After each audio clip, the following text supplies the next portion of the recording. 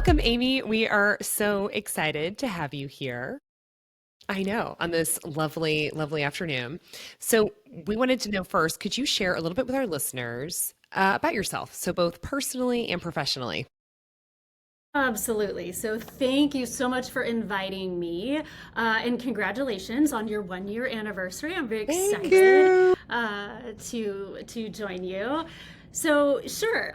First things first, right? I come from the trade and the compliance side of the supply chain world. So I think most of your guests, at least the episodes I've listened to, have come from deep in logistics or planning or ops. But my domain is really all about helping companies preserve their privilege to import and export by making sure that all those rules of global trade are understood and respected, and ideally used as strategic advantage. So, This is one that, especially, I can only imagine these days now. It was one of those things you're like, okay, just someone over in trade will take care of it. And now you guys are front and oh, center. we will. I will take you there if you Oh, want I there. We cannot will. wait. Amy I was will saying take she's you there. traveling all the time now, so I cannot wait to hear. It is, yeah, it is a wild time. I never thought that this little trade nerd would ever be like the quote unquote cool kid, but suddenly we're in high demand. So we'll let all of that reveal itself in our conversation. But I guess a little about me. I grew up in Seattle, not the shiny Amazon Seattle of today, but the crunchy version that was Ooh, defined by the ports and Boeing.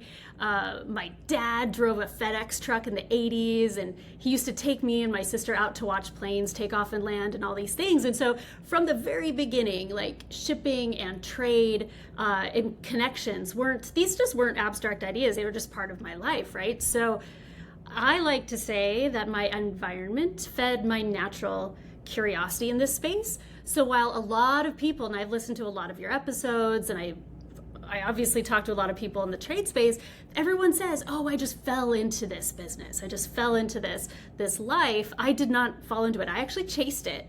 And love it was it. fun.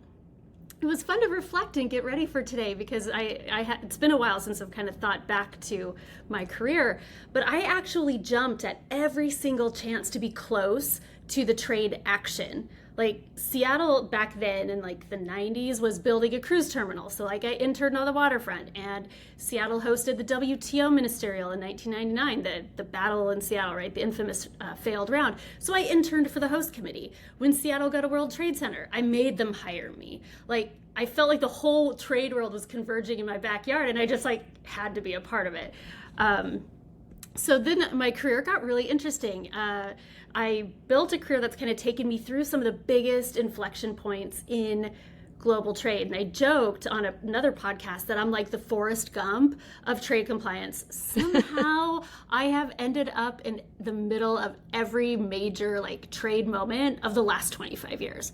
Like Nordstrom, I was working in EDI because EDI was super hot. And then I found the customs department. And I wanted more than just, Nordstrom had US imports. So, and I wanted more than that. So then I went to Costco Wholesale, got me all of North America, imports and exports.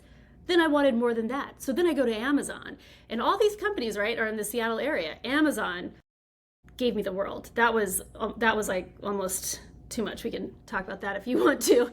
But it was really cool because I witnessed the earliest days of cross-border e-commerce. So I realized I could keep doing these trade jobs for all these really great companies, or I could try to help all the companies by advancing technology that would take compliance and make it more of a not an automated thing, but something that's more accessible as trade business continued to grow. So I did all kinds of stuff after that. I went out on my own. I built an app. I pitched it at a startup weekend.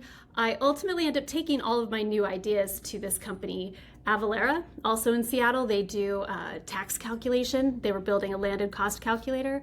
So I took my ideas there, and that was the last thing I did before joining Altana. And you guys, this is a place I never even imagined, never even dreamt I would be. A tech startup in the AI space, like So I cool. right? I would have never imagined it. And like I was just saying, customs compliance now is this whole exciting challenge that's kind of tailor made for AI, like the right thing at the right time, because trade is crazy right now. But it's been really fun. It's the most ambitious and rewarding work I've ever done. Let's see. You probably want to know more about me than Well, just. I'm just like excited about trade because you are. I'm like, Oh, Energy maybe is infectious. I need to be in trade. So, and well, yeah. yeah, so you said you didn't fall into it. And so that's great to hear. Like you were very intentional. And so you are traveling, you're in the airport. Someone says, "What do you do for a living?" How do you describe that?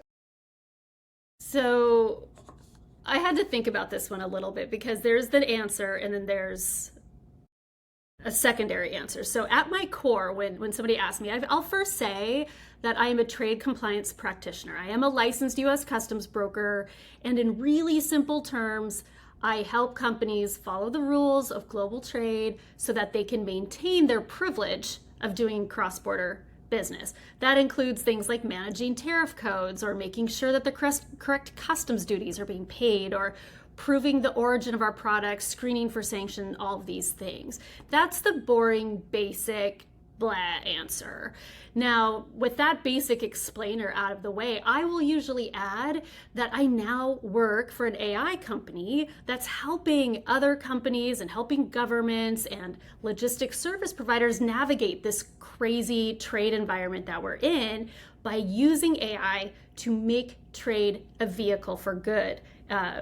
Because I have to believe that if companies know more about the products that they are importing and exporting, and if they knew more about their networks, like who's my supplier's supplier's supplier, or my customer's customer, I have to believe that they would make different choices that help them be more compliant or align their trade decisions that are better for their business or better for the planet or ultimately better for humanity. So that's the answer I like to give, but I have to start with the womp womp trade It's not womp womp. policy. I was like, who's a licensed U.S. customs broker? That sounds So fancy. so fancy and I, official. I you will are very let you believe official.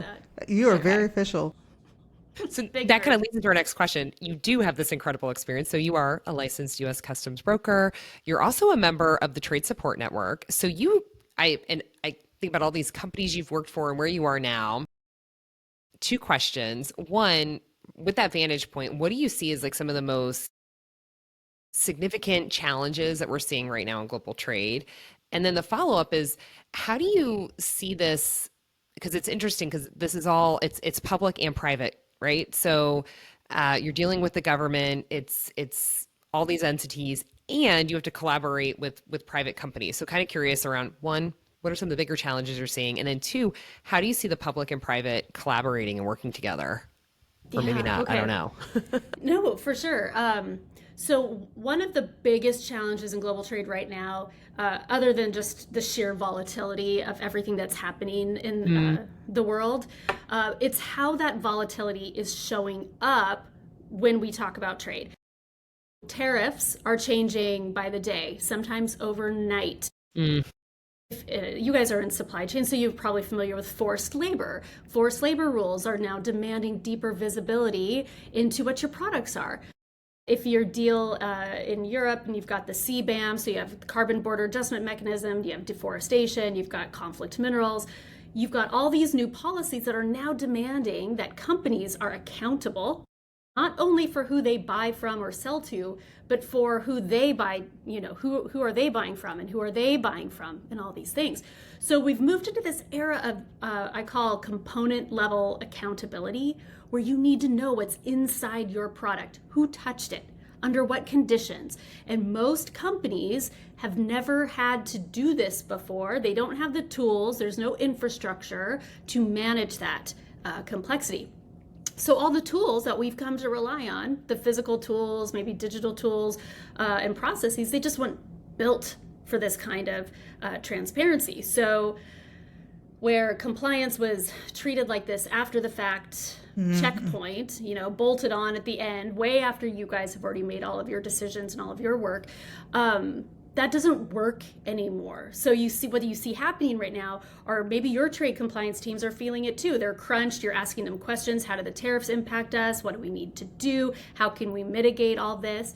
And we just aren't built for that. So that's like the underlying challenge beneath the volatility.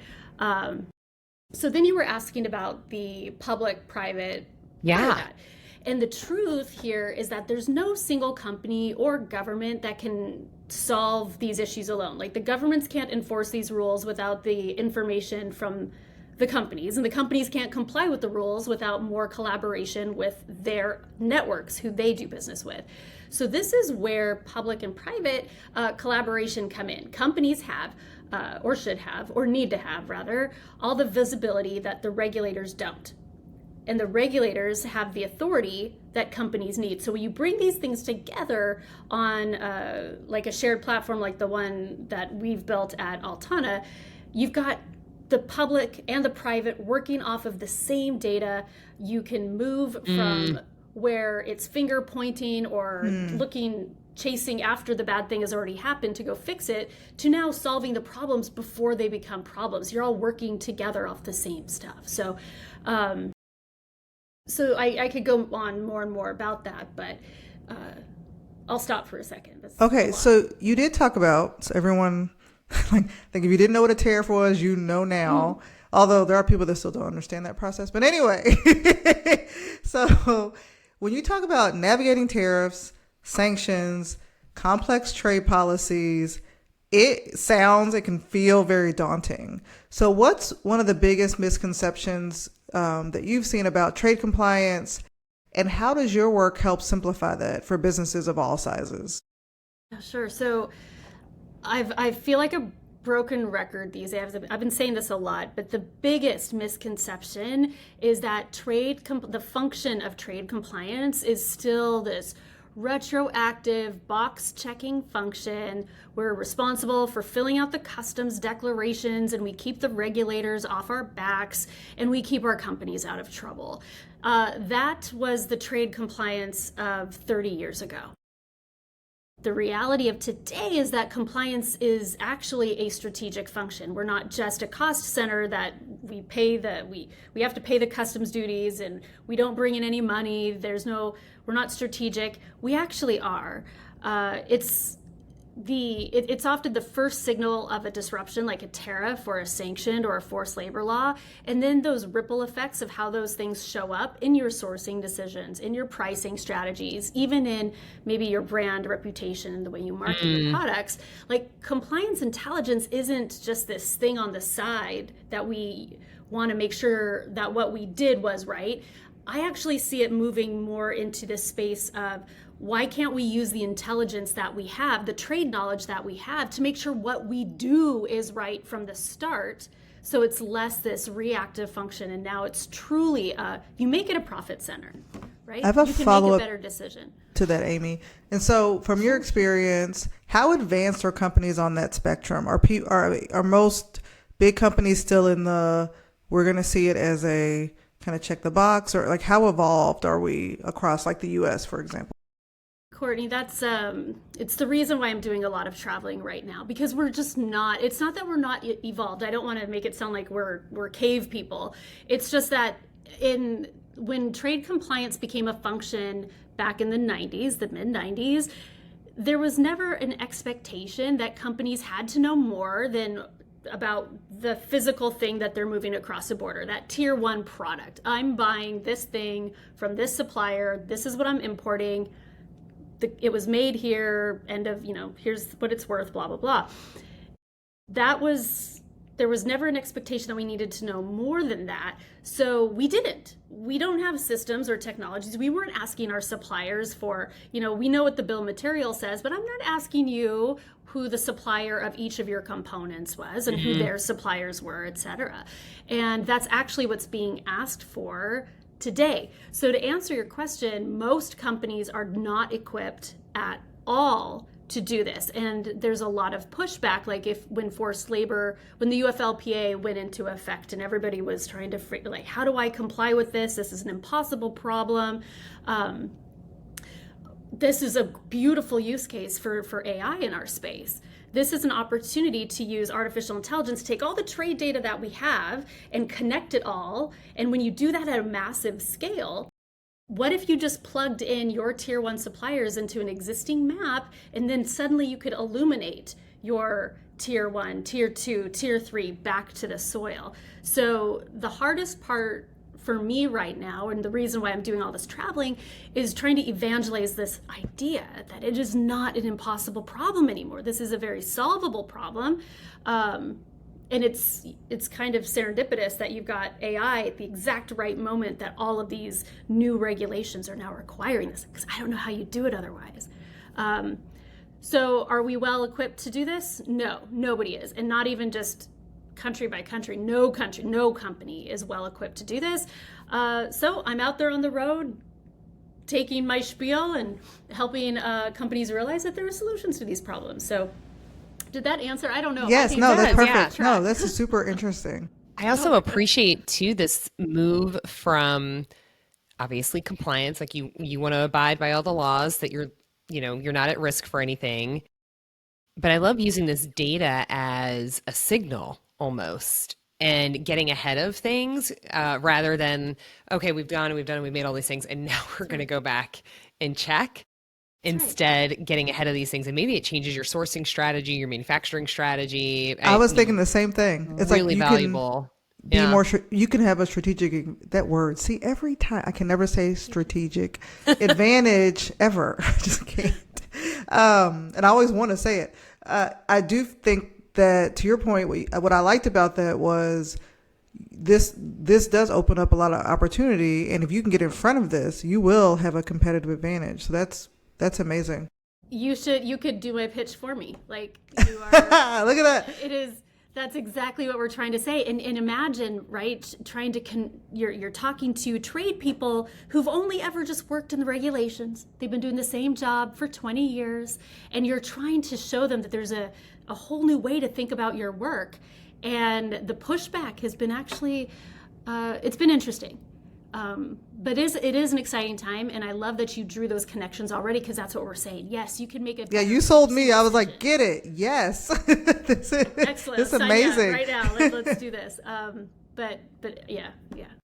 Okay, so you've worked at all these different companies, Costco, Amazon, Nordstrom, and now you're at this AI tech startup, Altana. How did those experiences help prepare you for this? Because I think sometimes we have some listeners that are maybe in more traditional areas of supply chain or companies. They might want to make a leap, but they're not sure if they should. Could you share a little bit about your journey and how those experiences there have actually helped you at this tech startup? I've been saying it a lot lately in the last 6 months because of all how popular, we'll put a positive on it, how popular trade has become. I like it. Take it. Yes. That all the time that I spent inside all those companies, all those intentional moves from Nordstrom to Costco to Amazon, gave me a true front row seat to just how complicated and fragile our supply chains really are. And when you're talking about that scale, you see everything. I'm talking about like the power of efficiency, how a single misclassified product or how one supplier issue can ripple across your entire chain and impact your customers, your revenues, your production lines, what have you. So I learned really quickly that compliance and supply chain, these things they're no longer these siloed functions. They're core to being successful in this moment. So all those experiences that I had at those companies, I bring that all to Altana. I've lived the pain points. I've lived the endless spreadsheets, all of the fire drills, all of the pressure, and I have an opportunity to flip the script. You said I got you excited about trade in the first 5 minutes of this conversation.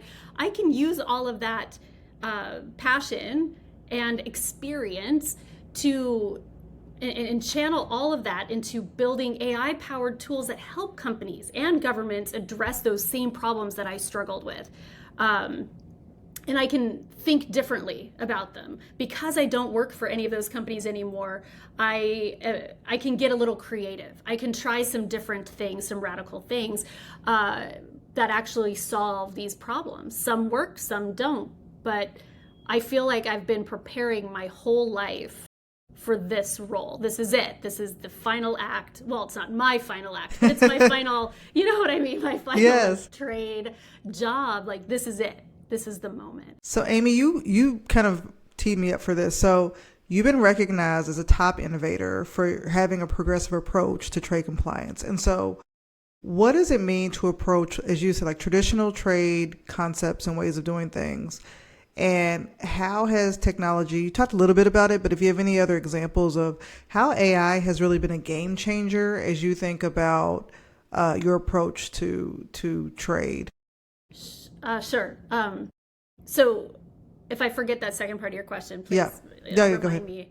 But when people hear the term trade compliance, they usually picture like dusty tariff books, the green visor with like the one lamp on the desk, right? They think spreadsheets, they think rigid, bureaucratic, old-fashioned, the police or enforcers, right? But I've always believed that if you flip the perspective, compliance can be a source of innovation, actually. So approaching these traditional trade concepts in new ways means asking, what if tariff classification wasn't just about assigning codes, but about understanding the where this product came from, the context of it. I bought it from a certain company. They're in a certain line of business that could help influence the tariff classification. So I'm not just sweating over numbers in a big fat book when I do that tariff classification. What if origin wasn't just a country on a label of our products, but we actually could back it up, because I can now see that the product came from Mexico, but it was actually made in China. What if you could see that without asking your supplier and hoping they tell you the truth? So when I talk about approaching these traditional trade concepts in new ways, I mean taking things we've been doing for decades, all these like basic concepts, and then rethinking them through the lens of what we are required to do today and what technologies we have available to us today. So that's what I keep saying, compliance was always about looking backward. What if it wasn't looking backward? What if I could use everything I know to make a better decision up front, to make compliance on the back end easier, but also helping you as my supply chain partners or my finance partners or my marketing partners make better choices? So I was afraid I was going to forget the second half. Oh, I had a different follow up. It doesn't matter. So I love how, as Katie mentioned, like you've been at some of these other companies. Like, what drove you to say, I want to push to do something differently? Because I think it's very easy in your career to say, I'm just going to go along and, do the status quo. So what kind of drove you to say, hey, I'm going to make this jump to like a tech and then really be groundbreaking in terms of changing how we think about and how we, really leverage trade in organizations? I'm just curious. Yeah, I think I understand the question. So what drove me? It is easy to get complacent, especially in this in the compliance realm, where once you understand the concepts, then you just have to go learn a new product. I started at Nordstrom and I learned apparel and footwear. I went to Costco, and well, you've all been to Costco. It's everything, right? I went to Amazon and I had to learn more about electronics. So the thing that I think that drove me was I became so obsessed, I think in a good way, with the concept of trade. Like it's in our DNA as human beings to trade things with each other, to trade ideas, to trade physical goods. And I became so obsessed with this idea that when I got to Nordstrom and I understood how I could see how trade compliance was the framework in which companies or countries and companies traded with each other, but I needed more than that. Like Nordstrom was just the United States and it was just importing. And I'm like, I need more. So I went to Costco so I could get that whole North American import and export experience. I wanted more than that. And Amazon gave me the world. And then I went into technology from there because, I could just keep going and I could keep going. So it was all very, very intentional. So that's what it was that drove me. It was just an obsession. I needed to learn more. I needed to do more. I needed to see more. I needed to understand more. And once I exhausted those things, now I'm going to go devote the rest of my career to building technologies that can help companies navigate these things better. And that's what I've done. And that's where I'm at. Love that. So I do. I love it. The enthusiasm for like, I was like, gotta learn, I gotta learn. And it's like, now that I know all this stuff, I need to go fix. I need to go That's right. fix. That's right. So, what about, could you talk actually a little bit about Altana? Like, what is it that you're doing there? Could you break it down so listeners can really understand what the technology does, how it helps companies and even governments build more resilient and transparent supply chains? Yeah, so what Altana's done is absolutely fascinating. Altana was founded in 2018, so we've been around a while, and I've been with them for 5.5 years, which is actually a really long time in startup speak. I'll tell you what we do, but I have to tell you, when I heard this, I actually told the founders that, this is interesting. You're crazy. This is not how this works, but good luck, right? And then when I got inside, I became fascinated. So what Altana did is they have created a living product network, a map of how all of our products, our parts, our suppliers are connected around the world. So one of the really, really, really early uses of AI was to pull all the trade data together that you can possibly get, like I was talking about before. And just like LinkedIn is how we are all connected professionally, think about the same idea, a network for your products. So now I can see where my products came from, right? So you can see that. So that's what they built. That was the basic asset. So now from that network, we can derive things, or what we are calling product passports, like a digital record of a product's origin story. It's all of its raw materials, all the way back to the earth, from the earth to the finished good. So you can actually see these things now. And this is really timely, right? Because for companies, it means not just looking at your first tier suppliers, but 2, 3, or 4 tiers deep.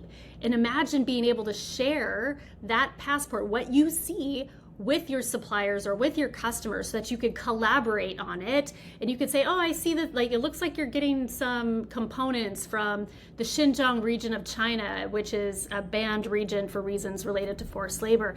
Is this going into my product? And then just like imagine as easy as a Google document. You send it to your supplier. Your supplier's like, oh, no, I see that, but this didn't go into your product. This is for some other thing. Now you've got this record.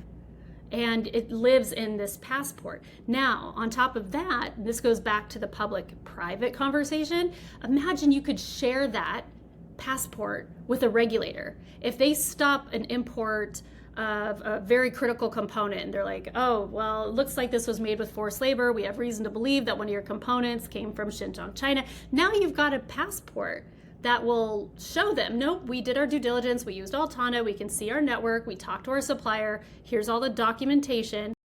And imagine if it didn't stop. What if customs could see that before it even hit the border?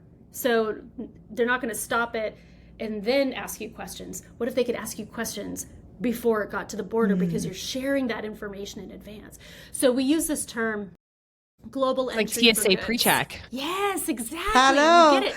Same thing. That's exactly it. And so that's what we're doing. I love That's what we're this. doing. It's This is so amazing. it's so exciting, you guys. It's a whole new way to think about not just trade compliance, but trade strategy. And now think about what you would do with something like that in your roles, right? It's the most exciting, fascinating work. I love your energy for this. I do. I believe. So, Amy, you built and led teams in various roles, from program manager to VP.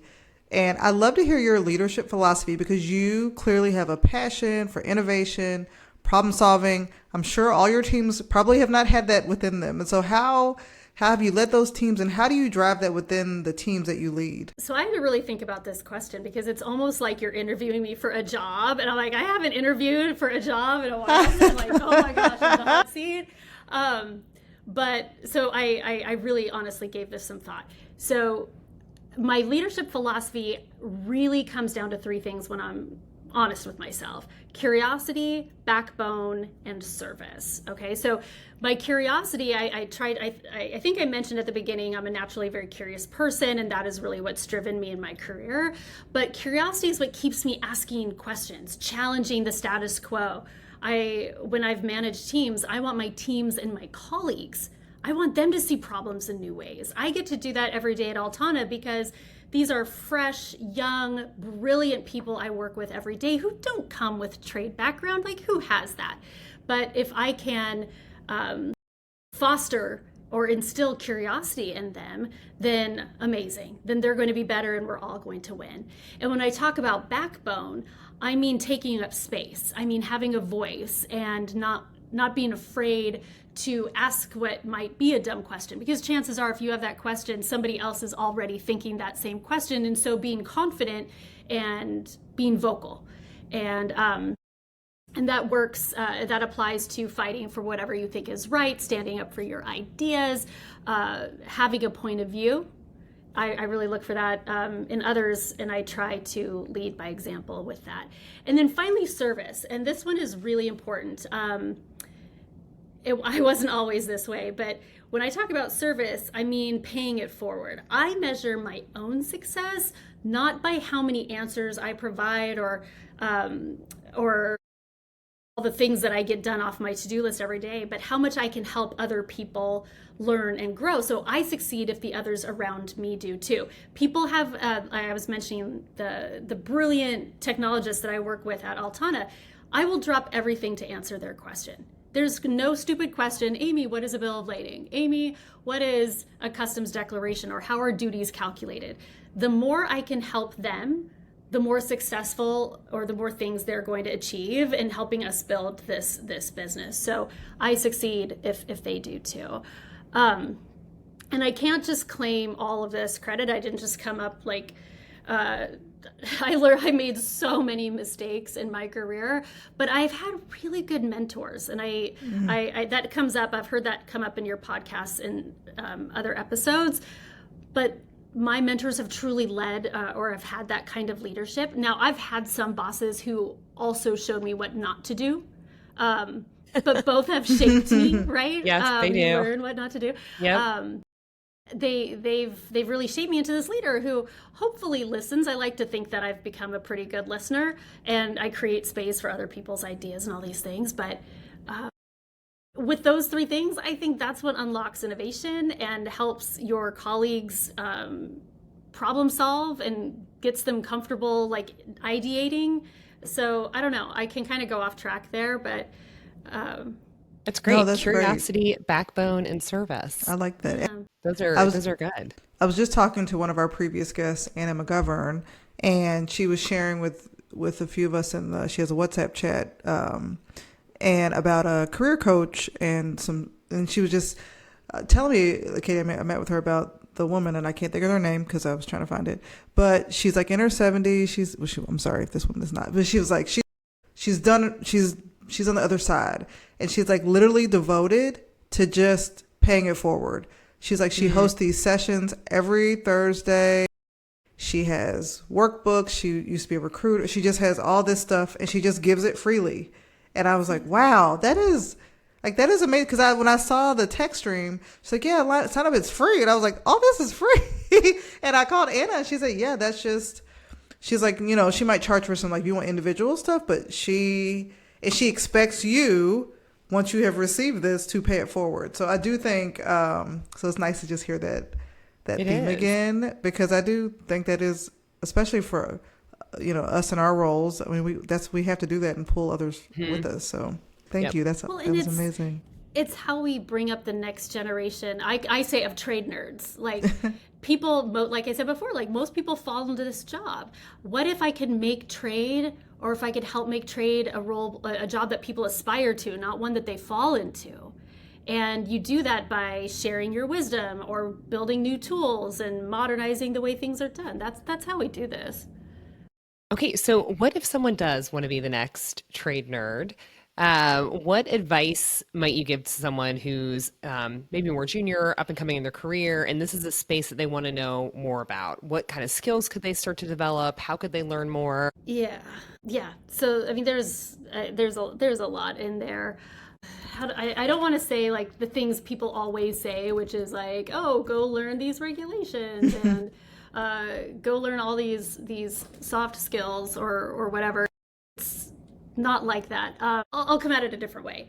I would say the first thing is don't come into this trade space. So you want to be a trader, that's great. Don't come into it expecting there to be this rule book that tells you exactly how to do all of these things. I would say come in expecting a puzzle. And that sounds really weird when you're talking about trade because there's regulations. Those are rules, right? Amy, aren't those rules? That's a rule book. You have to do what the rules say. Yeah, that is true. But the assignment of tariff codes or determining a country of origin or all of these things, the real skill set in all of those is seeing how those rules collide with a business reality and you as a human applying those rules to that reality. I think that's where the work is not only interesting, but I think that's the mindset you need to take into it. Like, it's not going to be just this, it's no longer going to be just this cut and dry, this is what you need to do. I actually think it's going to be more of a puzzle. So when other people ask me this question, I would say that the most valuable skills aren't just about memorizing what the rules and the regulations actually are. They're about translating them. I think, Katie, you said pattern recognition earlier. I would say translating them, recognizing patterns, and making good judgment. So translation meaning because the impact that you have in your role will come from taking all of this technical regulatory knowledge in your brain and translating it into plain language that a CFO or a supplier or a regulator can actually consume. And when I say pattern recognition, I mean because supply chains are super data rich, but they are insight poor. So you need to be able to spot the signal in the noise. And so how do you do that? Well, you learn to do that by using new tools. You're not just like, unless you're a genius and you can just see it in the data, but that's not the way these things work. And then judgment, because AI is going to continue to automate tasks and help us do these different parts of the supply chain ecosystem, surfacing risks and the like, but it will take a human to weigh the trade-offs, to make the judgment call, to accept and understand any, unintended consequences, right? So those, I think, are the skills that are needed for anybody to come into this. And I didn't want to say the same thing that everyone says, like, oh, learn the rules. Well, it's more than that, or it's different than that. But I do have kind of a basic one that is just tried and true.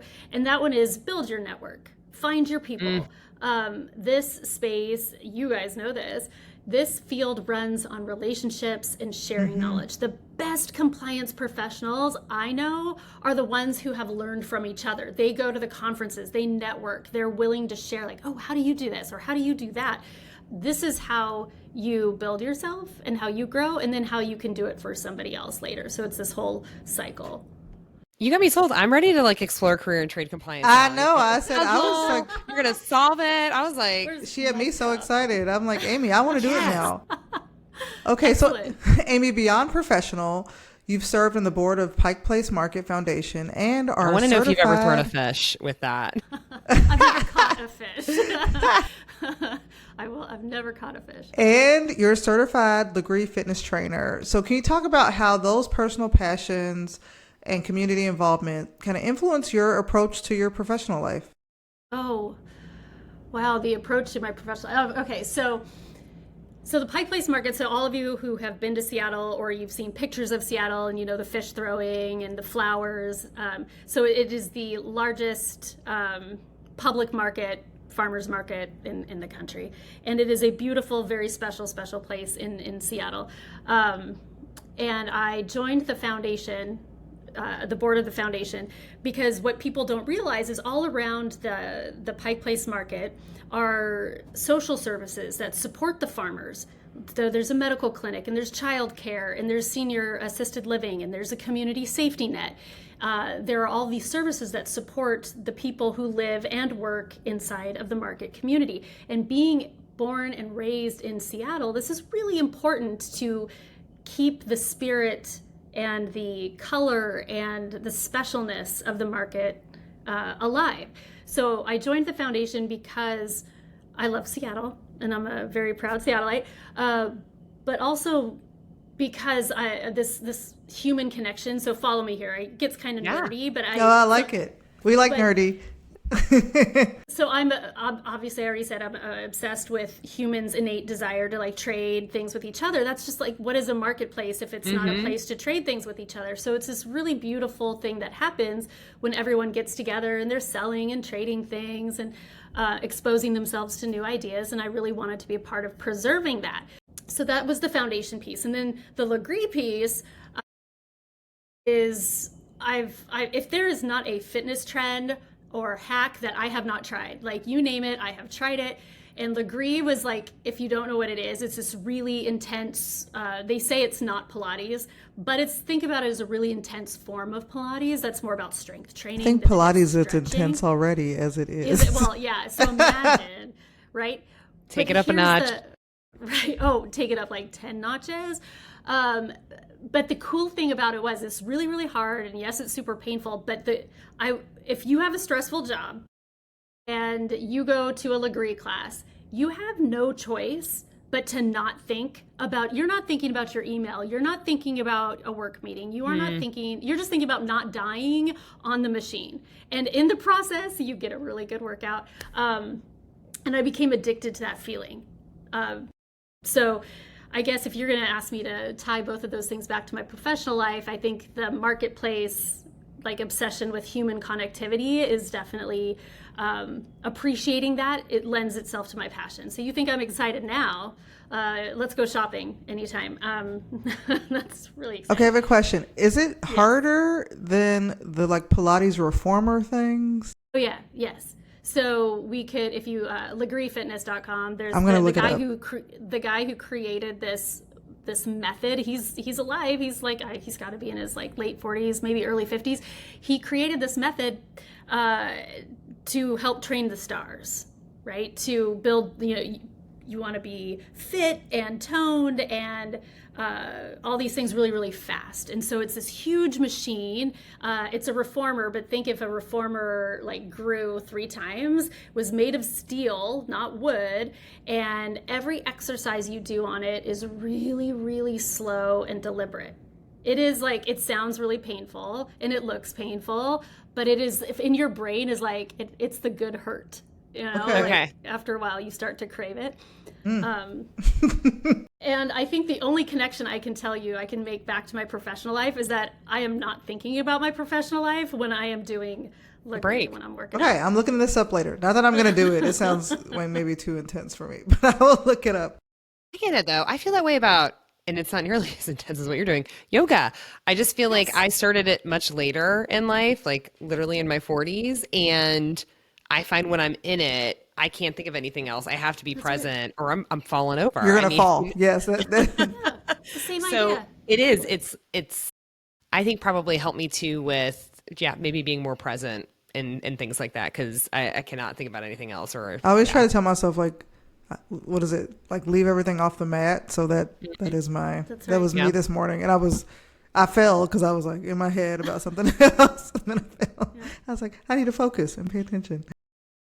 Okay, one of the questions we like to ask too is a leadership lesson. And so it could be a moment that, I don't know, you stumbled, made a mistake. It could be a moment that you just had this huge aha, but in hindsight, it ended up being just a really good, maybe teaching moment for yourself that you've taken it with you. Yeah, so I've been doing this work for 25 years. And yes, I have made several mistakes.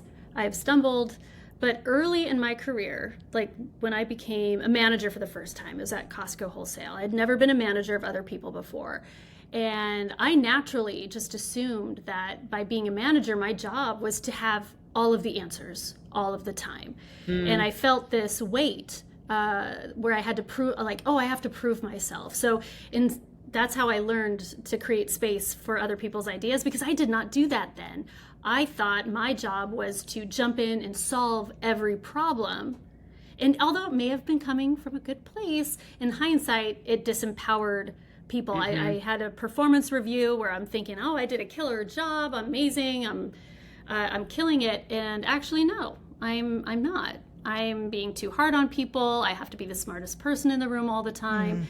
And nobody likes a smarty pants.